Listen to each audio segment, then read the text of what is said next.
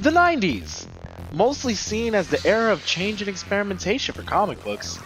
Art donned a new gritty and edgy style, Spider-Man got a whole new look, and Fox Kids hit it big with their Marvel cartoons, with X-Men and Spider-Man being their most popular adaptations. So, you'd think with such a bright introduction that this would be the era of success for the company, and you'd be half correct. In 1996, Marvel went bankrupt. Their comic wave was dying, but their greatest success was still being held down by their external media. So, Marvel had their ace in the hole, the film adaptation. Now, on the contrary to my previous statement, this wouldn't be the company's first time dipping their toe and putting their characters on a silver screen in the time of the 80s and 90s, with Howard the Duck, Red Sonja, and The Punisher being Marvel's biggest film flops of the late 80s, along with Captain America suffering the same fate in 1990.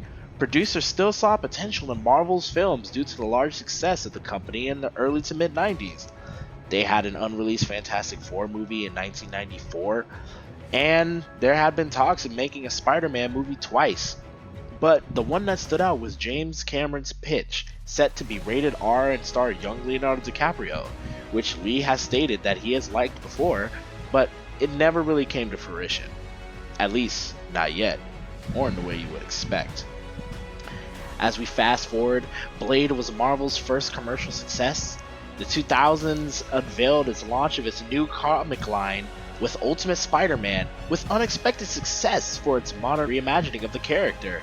And, in 2002, under a new production company, director, and repurposing of a failed script, it gave birth to what fans deemed to be the ray of light, and what paved the way for what I call the road to No Way Home.